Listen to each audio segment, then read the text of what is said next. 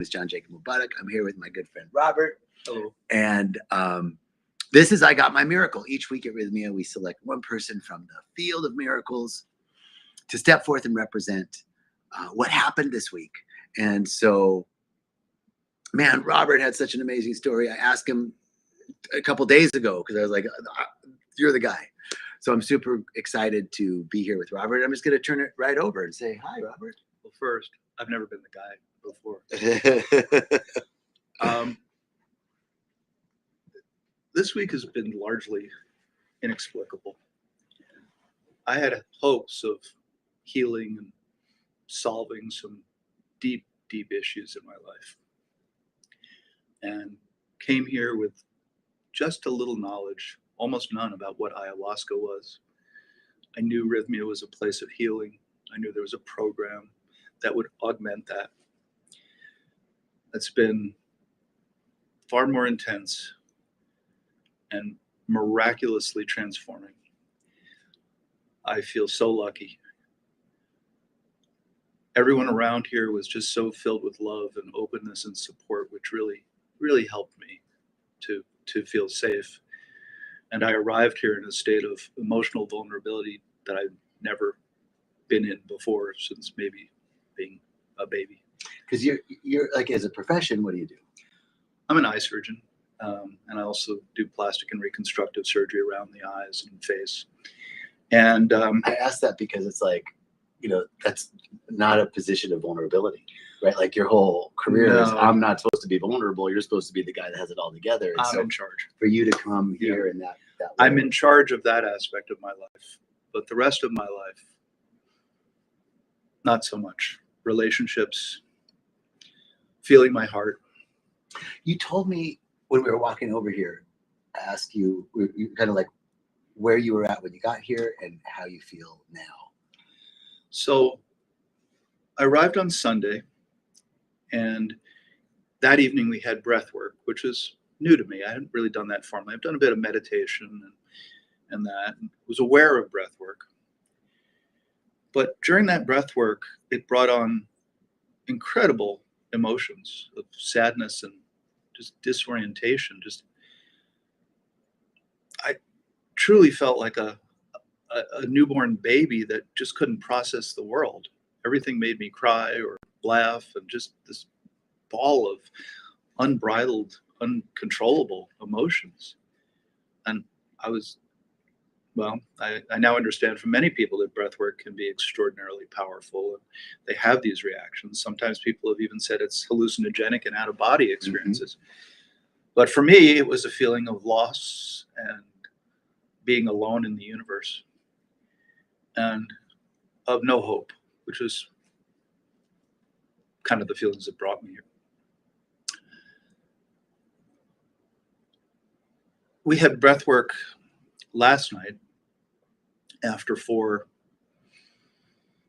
brutal but wonderful nights of ayahuasca and meditation. And I wasn't sure going into it, whether because I had some negative thoughts, whether I really made a change. But in breathing last night, I felt peace. I felt love, compassion, and power, strength. The strength that I could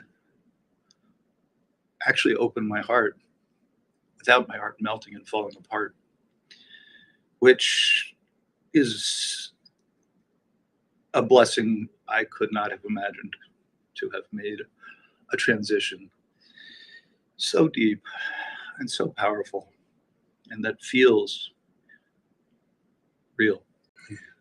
And I go to feeling because my bent is to be intellectual. Any therapy that I had in the past was all kind of up here. And so to really feel the change gives me the confidence that it's real, as opposed to just an idea. And I mentioned that the nights of ayahuasca are rough, but it's like a huge rock tumbler that breaks off the edges on your soul and your heart. And I think it's only through such an intensive process that it's possible to have made such an enormous, enormous change in the blink of an eye. You had shared with me when we were walking over, it was also beautiful, this idea of, you know, I had said something earlier about how the universe is a friendly place and the universe is joyful. And It was my response.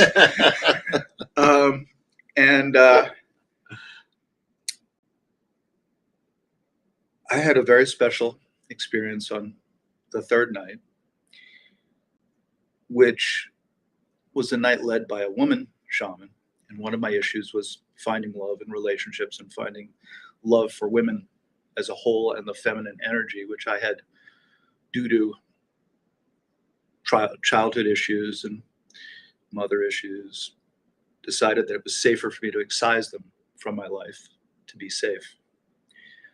But the realization recently was that if I don't fix that, I won't have happy, loving relations, and therefore will have wasted the real opportunity of this life. Not that there aren't many other meaningful things, but I knew that was what was lacking and what was standing between me and a more meaningful existence. So that night was really guided more. I didn't know that ayahuasca was a feminine spirit. If I had, I would have said, okay, that's what I need. But as it turned out, the universe guided me here to the mother of all mother spirits, the embodiment of the great feminine divine. Mm-hmm. And I received in the middle of the night a healing from the shaman. That was spectacular. Part of going through this is holding your intentions and your goals, maybe not so much consciously, but during that I was just meditating, and she said, focus on your breath, concentrate during the whole thing while she was doing the ritual and bringing in spirits that wasn't introduced them by name, but they came into me. And at the end of it, one of my goals was to just feel the joy and the playfulness of love and life. It's not so serious. And focusing on that intention to feel the dance of life, the dance of love, the dance of joy. I got there. I was transported, and at the end, from my heart, I said, Waleska. That was the name of the beautiful lady who helped me. I feel the joy of the universe. I feel it. These are not things that I expected to connect with.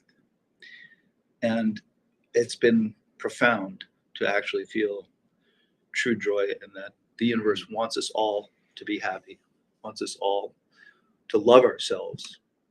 Again, a new realm for me. And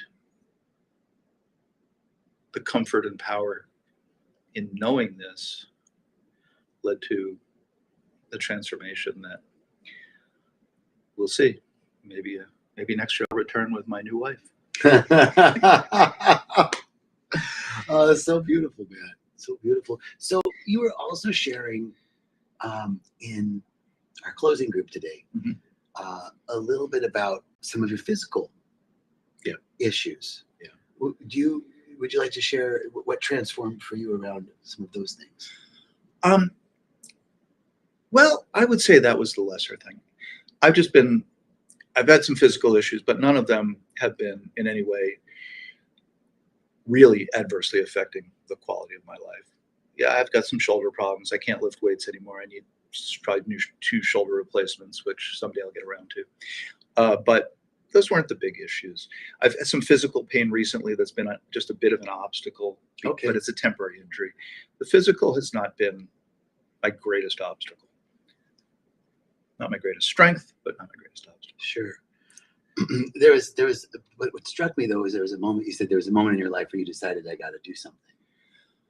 I gotta There, change. I had many years ago, going on 12 years ago, I had an episode where I was confronted by the fact that I was becoming extremely unhealthy, extremely overweight, and so that was a matter of kind of addressing that. Okay, got it. But that was not a deep spiritual revelation. That was really just, am I going to stop the slow suicide of drinking too much and eating too much? And my answer was yes. I'm going to try living better. And then this was another iteration of wanting to live better. This is an iteration of wanting to finally live, Mm-hmm. of years of not wanting to live, of being afraid to live, of being afraid to feel my heart, being afraid of love, of being resentful of women, and just crippling things that prevented me from joy. Those are the issues I know I needed to fix this time. And what was it this week, if you feel comfortable sharing, that what was there a moment, a merger? What had you move from there's no way that there's joy in the universe to I feel the joy in the universe, to move from a sense of resentment and anger towards women and closing your heart to being willing to open your heart? What was there a moment, or It was a the shift for you? process where first there was more at play here than me. I think there was, the universe just put me in a vulnerable, emotional, open state of mind where I could not hold back emotion. I could not hold back love, sadness, empathy for all the stories here. Everyone around here who comes here, and I think largely everyone in the world, is carrying around so much pain and is either afraid or completely unequipped to get to that and fix it. Lord knows I tried with psychiatry for years and years and years, but that just kept me alive, but it didn't get me to thrive.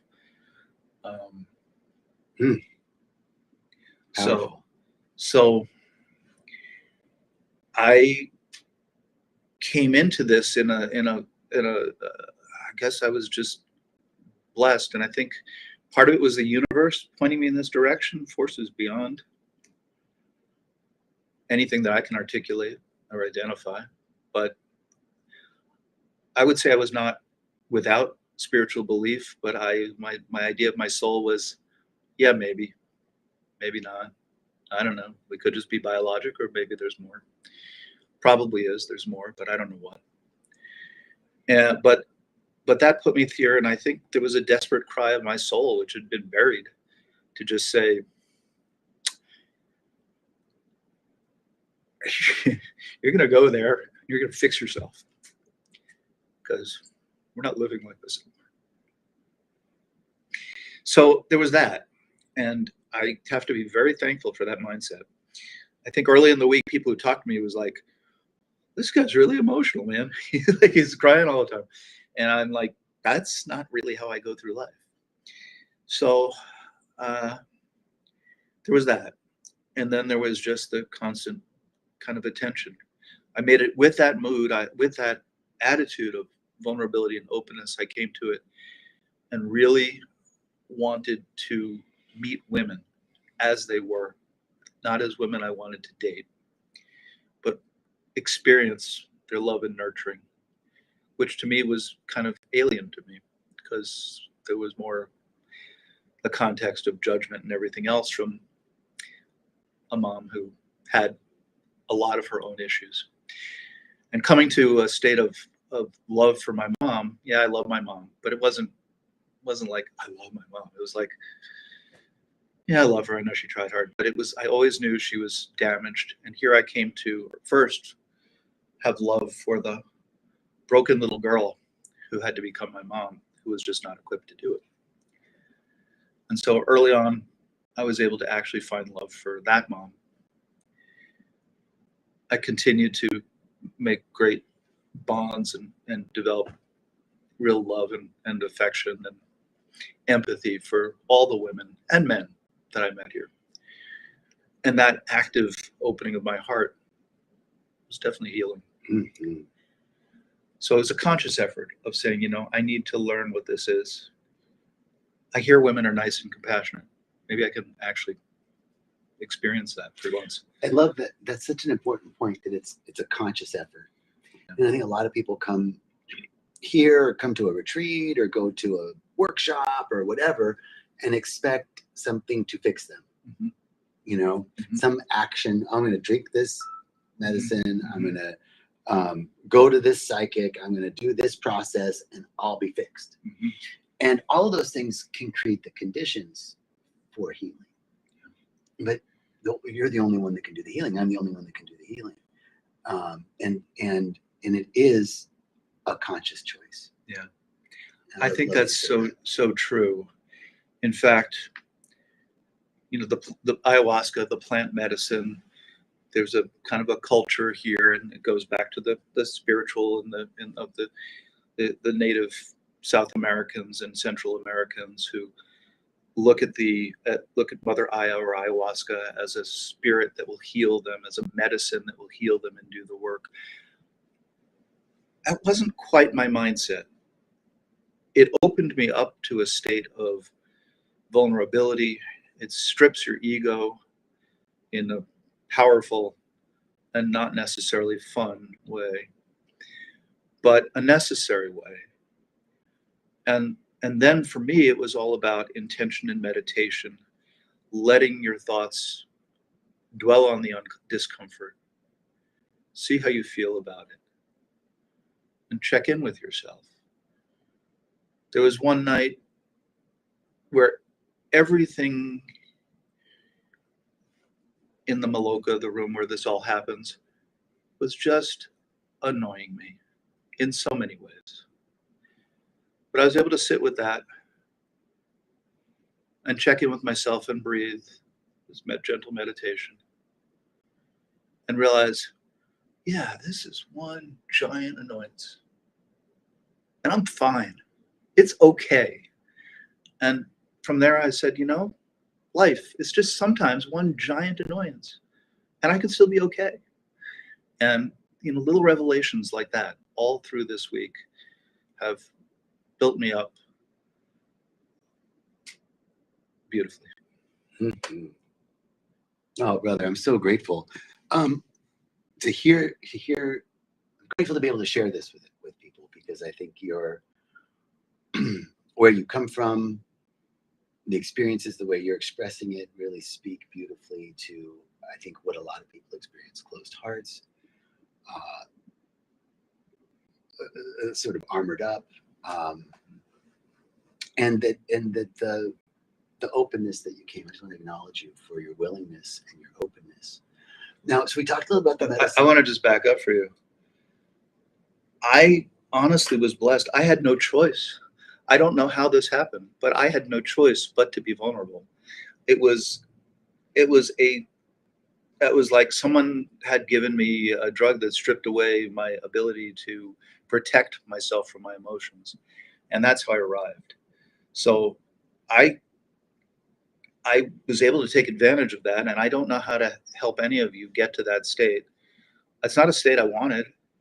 I was not comfortable in it, but it was how I was when I got here, and it was led to a miracle. Maybe several of them, really. Well, at least several of them. Maybe. So here's the thing: you don't have to worry about helping anybody else get to that state, because the truth is, and we say it all the time, the medicine starts working the minute you say yes. There's a quote you might have heard of by an author, W.H. Murray. The book is called The Scottish Expedition, and he was captured during World War II and taken to a prisoner of war camp. And he wrote this book on toilet paper and smuggled it out, got it smuggled out. The SS found it, destroyed it. He wrote it again on toilet paper and got it smuggled out. And because of that, we have this book. And one of my favorite quotations in that book is, he says, you know what, he talks about providence. And oh man, I wish I could remember the I'm going to paraphrase it because I can't remember the quote, but it's, you know, the minute you definitely commit to something, then providence moves in, and all sorts of unforeseen aid, assistance, things you would never expect to happen in your favor will happen the minute you are willing. I think that is certainly my current lived experience. And so I guess it's the medicine will help you access maybe a lot of emotions. They may be painful. Just trust the emotion, sit with it, reflect on it. They have lots of other tools here, and it's not for me to tell you how to do anything, but I think that is true. It was the intention, that my intention was wide open and pure, and I do feel like I had intervention before I got Oh it. yeah, the medicine was working. The minute you said yes, it starts. It really does. It's because it's consciousness. You say the medicine, I say the spirit behind the medicine, but maybe they're all the same. I believe so. I believe, you know, it is. I am an animist. Okay. I believe in pan consciousness. Okay. That all things have a consciousness because all things partake of the. By the way, this man's consciousness is wonderful. He has been so awesome to get to know, and I barely know him, but his little classes, the little experience I had with his classes were just phenomenally enlightening, and he is a truly wise man. Oh man, thank you, brother. Thank you. Thank you. It was a pleasure. It was a pleasure. And that was one of the another things about Rythmia is the classes. Yeah. You know, the program. Yes, very, very helpful. Very helpful. I guess you can only absorb so much at once.